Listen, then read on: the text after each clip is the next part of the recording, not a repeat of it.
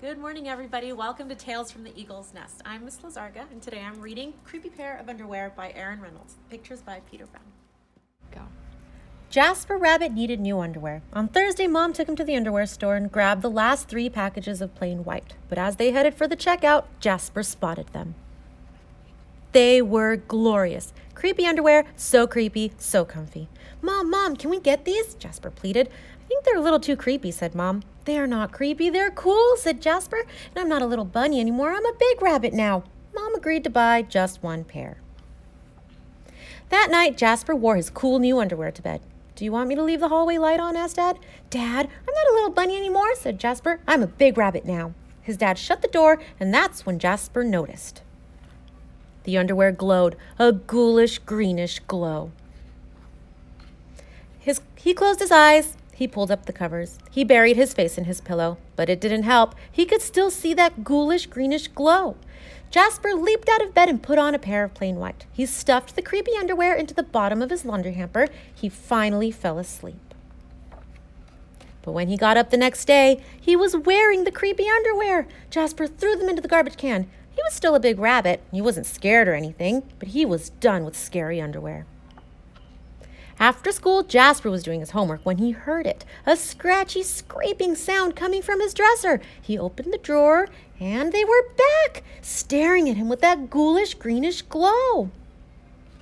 He snatched the creepy underwear out of the drawer. He grabbed a big envelope and some stamps. Bye-bye, scary underwear, he said, dropping the package into the mailbox. When he opened the front door the next morning, there they were. And were those chopsticks? His creepy pair of underwear had somehow returned from China, and it had brought back souvenirs. Jasper grabbed his mom's good sewing scissors. She didn't like him to use them, but this was an underwear emergency. This time, the creepy underwear were gone for good. At bedtime, he slowly opened his underwear drawer. Nothing, just plain white undies. He searched under his bed. He shook out his lampshades. Phew, there was no sign of creepy underwear. He went into the bathroom to comb his ears.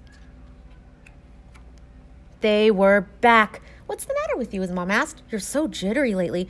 Nothing, he yelped. A grown rabbit couldn't be terrified of his underpants. He seized the underwear. He snagged a shovel from the garage and he rode.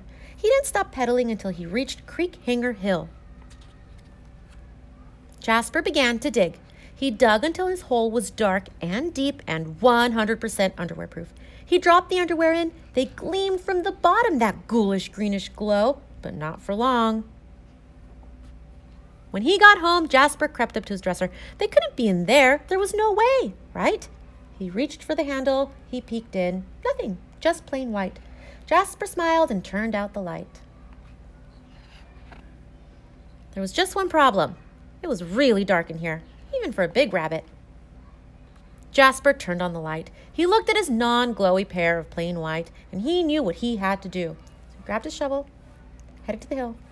The creepy underwear were a little muddy, but they still filled the room with that gentle greenish glow. The next day, Jasper gathered his allowance money and went to the underwear store all by himself, just like a big rabbit. That night, Jasper wasn't scared at all. As he lay down to sleep, he smiled, and so did his underwear, because they had finally found somebody who wasn't scared of creepy underwear.